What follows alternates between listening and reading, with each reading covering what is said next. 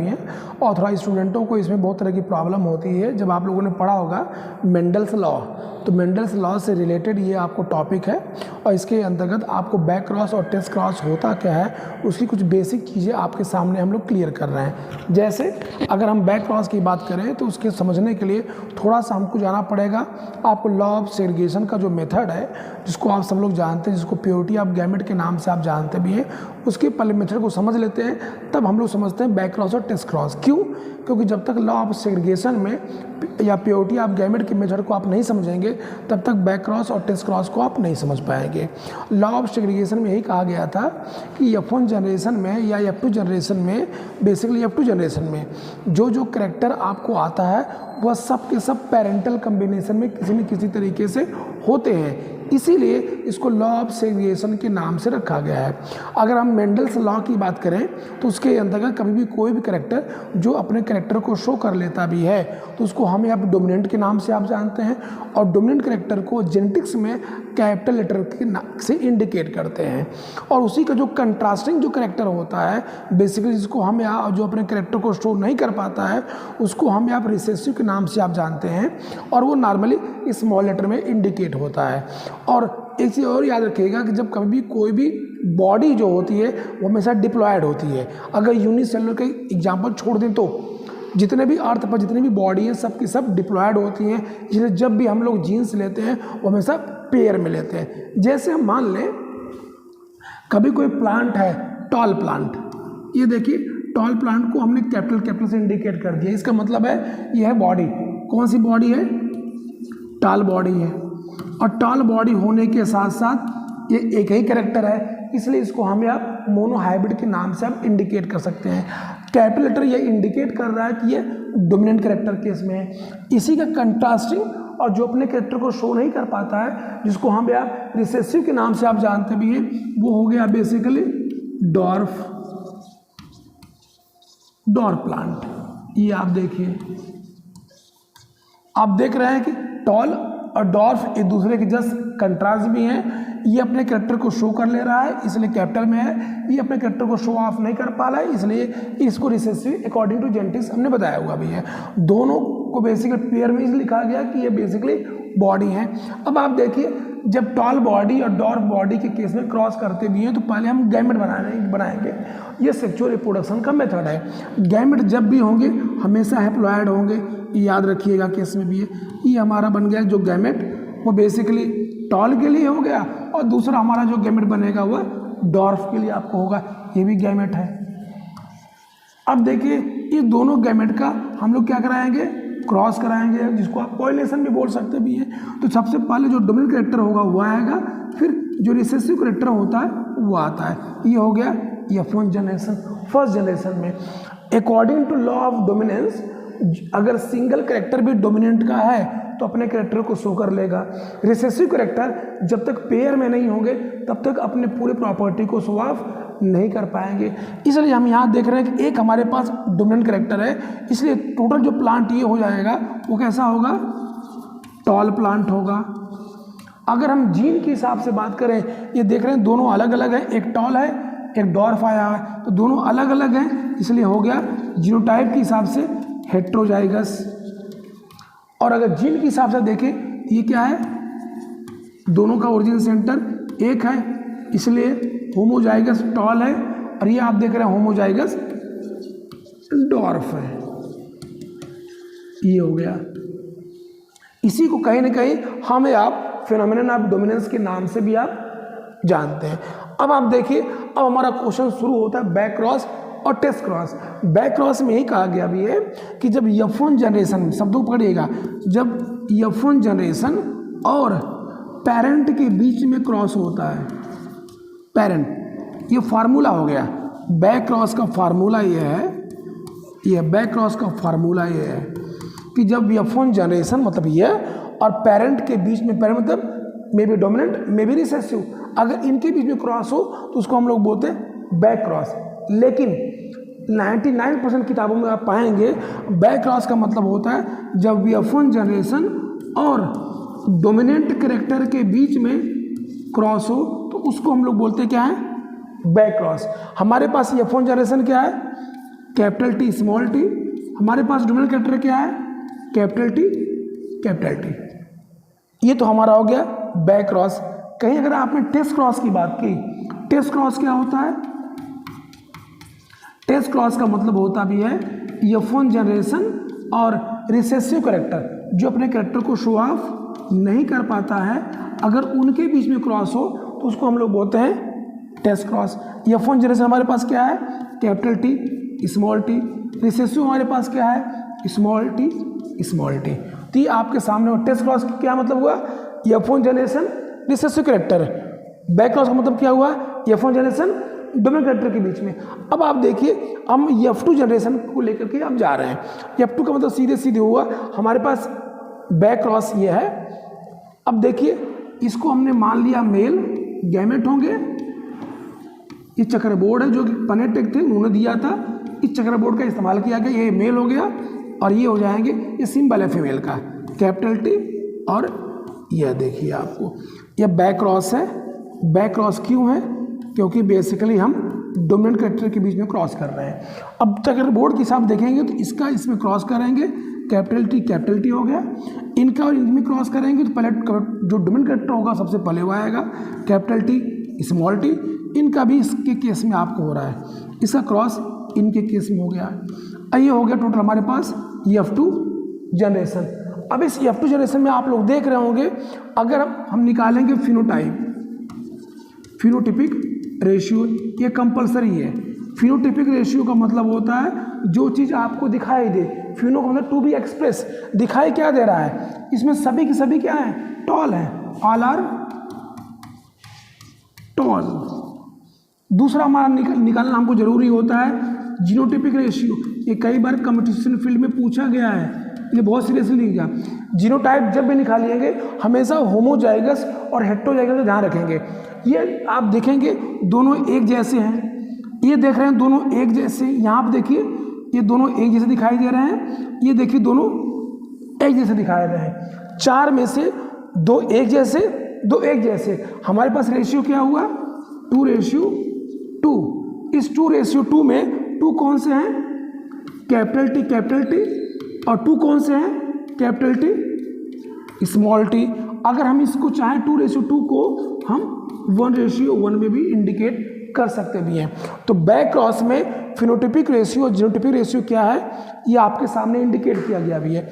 अब आप देख रहे बार बार कंपटीशन फील्ड में क्वेश्चन पूछा गया है बैक क्रॉस है क्या, आपके सामने है। एनसीईआरटी की जो बुक है उसमें सिर्फ यही लिखा हुआ है कि F1 में और पेरेंट के बीच में जो क्रॉस होता है उसको बोलते हैं बैक क्रॉस। लेकिन हकीकत क्या है, F1 और जो डोमिनेंट कैरेक्टर होता है उनके बीच में जो क्रॉस होता है उसको हम बैक क्रॉस के नाम से आप जानते हैं।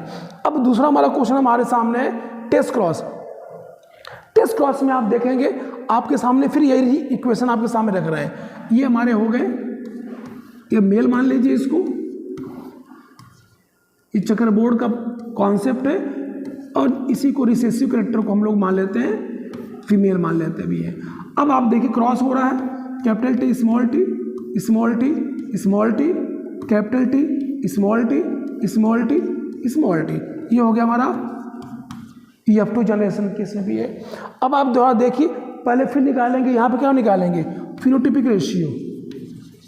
फिनोटिपिक रेशियो बार बार बोले हैं, फिनोटिपिक रेशियो का मतलब होता है टू बी एक्सप्रेस, जो आपको दिखाई दे जाए। आपको क्या दिखाई दे रहा है, इस चार में से जो 2 दिखाई दे रहे हैं वो आपको क्या है, ये टॉल दिखाई दे रहे हैं। 2 क्या दिखाई दे रहे हैं, डॉर्फ दिखाई दे रहे हैं। अभी मैंने शुरू में कहा हुआ था कि कभी भी कोई भी अगर टॉल और अगर मान लीजिए डोमिनेंट और रिसेसिव अगर दोनों आपस में हैं, तो अगर डोमिनेंट कैरेक्टर अगर अकेला भी होगा तो अपने कैरेक्टर को शो ऑफ कर लेगा, और जो रिसेसिव होगा जब तक पेयर में नहीं होगा तब तक अपने कैरेक्टर को शो ऑफ नहीं कर पाएगा, इसलिए ध्यान रखिएगा। अब आप देख रहे हैं टॉल हमारे पास कितने हैं, 2 हैं, डॉर्फ कितने हैं, 2 है, इसको हम 1:1 में भी लिख सकते भी हैं। अब देखिए तो होगा फिनोटाइप। दूसरा हो गया, इसका निकालना कंपलसरी होता है जीनोटिपिक रेशियो। जीनोटिपिक रेशियो जो होता है वो हमेशा जीन के अकॉर्डिंग, एलील के अकॉर्डिंग होता है। अब यह देखिए दोनों एक जैसे हैं, कैपिटल टी स्मॉल टी, ये दोनों देख रहे हैं एक जैसे हैं, स्मॉल टी, इनकी संख्या कितनी है 2, इनकी संख्या कितनी है 2, इसको हम या 1:1 में लिख सकते भी हैं। आप क्या देख रहे हैं, ये क्वेश्चन कई बार क्वेश्चन पूछा गया नीट में भी और पीजीटी टीजीटी के एग्जाम में भी कि टेस्ट कौन सा ऐसा रेशियो है जिसमें बोथ फिनोटिपिक और जीनोटिपिक रेशियो 1:1 आ रहा है। तो आप देख रहे हैं कि इस टेस्ट क्रॉस में फिनोटिपिक रेशियो 1:1 है और जीनोटिपिक रेशियो 1:1 के केस में आपको इंडिकेट है। और बैक क्रॉस और टेस्ट क्रॉस से बहुत क्वेश्चन बनते हैं। और अगर इसी को अगर हम या आप थोड़ा सा ले लें तो जो आप देख रहे हैं कि F2 जनरेशन में ही लॉ ऑफ सेग्रीगेशन का जो मेथड होता है, जो मेंडल्स फर्स्ट लॉ है, उसमें भी इंडिकेट किया गया है। इसी को ही हम लॉ ऑफ सेग्रीगेशन में लेके चले जा रहे हैं। अब देखिए लॉ ऑफ सेग्रीगेशन में क्या कहा गया है, अगर इसी को हम हटा दें तो जो F1 जनरेशन है, इस F1 जनरेशन का आपस में क्या हो जाए, सेल्फ क्रॉस हो जाए। ये देख लीजिए हमारे पास F1 जनरेशन आया था कैपिटल टी स्मॉल टी, इसको हम लोग मेल मान लेते हैं और इसी को हम फीमेल मान लेते हैं, क्योंकि जब मेल और फीमेल दोनों मानेंगे तभी तो सेल्फ क्रॉस होगा। अब जब क्रॉस इनके बीच में अगर हो रहा है तो आप देख रहे हैं कैपिटल टी स्मॉल टी, इसमें अगर आप देखिए कैपिटल टी स्मॉल टी, ये हमारा क्या हो गया, F2 जनरेशन। इसमें आप लोग देख रहे होंगे जो हम लोगों ने लिया था F1 जनरेशन के लिए सब यहाँ पर आ चुके हैं। जैसे आप देखिए आपके सामने ये हमारा पेरेंट थे कैपिटल टी डोमिनेंट, रिसेसिव देखिए यहाँ पर है। आपके यहाँ क्या देख रहे हैं, ये देखिए हमारा डोमिनेंट कैरेक्टर है पेरेंट का, ये भी है। हमारा जो रिसेसिव कैरेक्टर जो था ये भी आया हुआ है। F1 में जो हमारा कैपिटल टी स्मॉल टी है, ये देखिए क्रॉस जब हुआ था। आप क्या देख रहे हैं, लॉ ऑफ सेग्रीगेशन में आपको जो भी पेरेंट आपने लिया था सब के सब यहाँ पर हैं। इसीलिए इसको हम या प्योरिटी ऑफ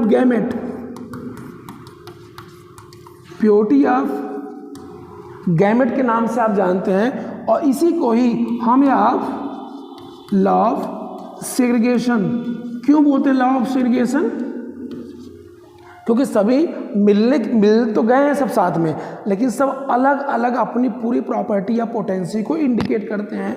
अगर हम इन्हीं का ही लॉ ऑफ सेग्रीगेशन का ही फिनोटिपिक और जीनोटिपिक रेशियो निकालें तो क्या होगा, ये भी देख लीजिए। इनका देखिए फिनोटिपिक रेशियो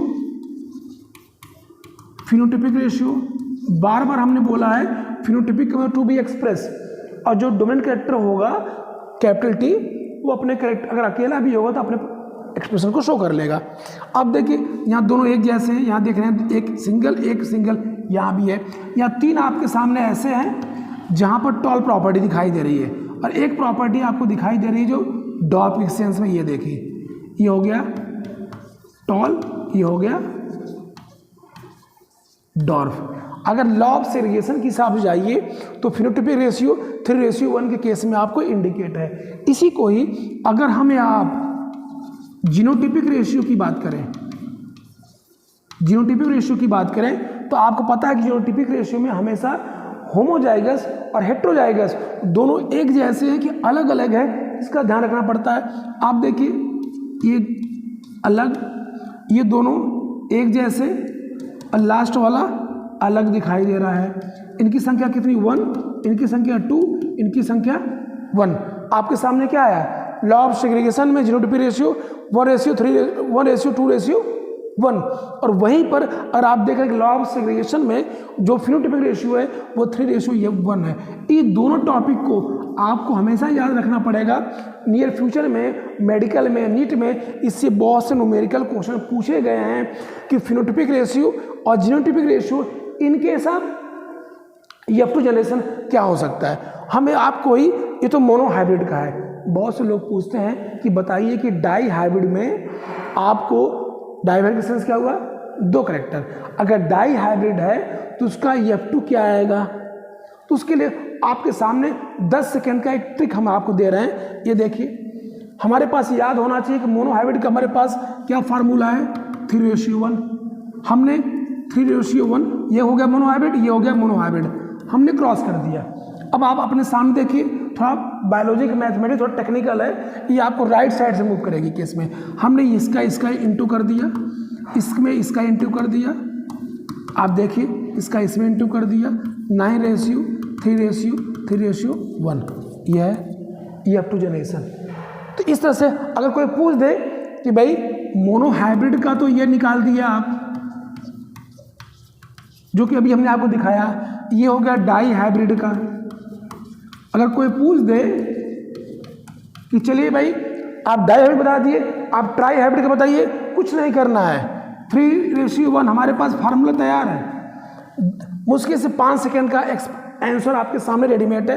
ये देखिए 27, 3, 3, 9 और ये हो गया 3। इसको आप देख लीजिए 9, 3, 3, 1 आपके सामने 27:9:9:3:9, 3:3:1 ये क्या हुआ? F3, मतलब सीधे सीधे हो गया ट्राई हाइब्रिड। और अगर कहीं इसको लगे मेथड लगाने तो कम से कम ये आधा घंटा का क्वेश्चन है। और आप सब लोग जानते हो कंपटीशन फील्ड में मुश्किल से 50 या 55 सेकेंड से अधिक का समय किसी के पास आपको नहीं होता है। तो ये आपको बायोलॉजी की, जेनेटिक्स की, मैथमेटिक्स है, इसके हिसाब से di hybrid, tri hybrid, tetra hybrid, penta hybrid, कोई कितना भी पूछे बस इंटू कर दीजिए। बस ये याद रखें आपको कि मोनो हाइब्रिड का फिनोटाइपिक और मोनो हाइब्रिड का जीनोटाइपिक आपको याद होना चाहिए। लॉ ऑफ सेग्रीगेशन में आपको मोनो हाइब्रिड का फिनोटाइपिक 3:1 है और मोनो हाइब्रिड के अकॉर्डिंग जीनोटाइपिक रेशियो अगर निकालेंगे 1:2:1 के केस में इंडिकेट है। तो आज के इस वीडियो में हमने एक बेसिक सा क्राइटेरिया जो बैक क्रॉस, टेस्ट क्रॉस और उसके बेसिकली कैसे आपको ट्राई हाइब्रिड, डाई हाइब्रिड होता है उसके बारे में इंडिकेट किया गया है। नेक्स्ट वीडियो में जेनेटिक्स से रिलेटेड और भी सब चीज़ें आपके सामने एक्सप्लेन आपको होगी।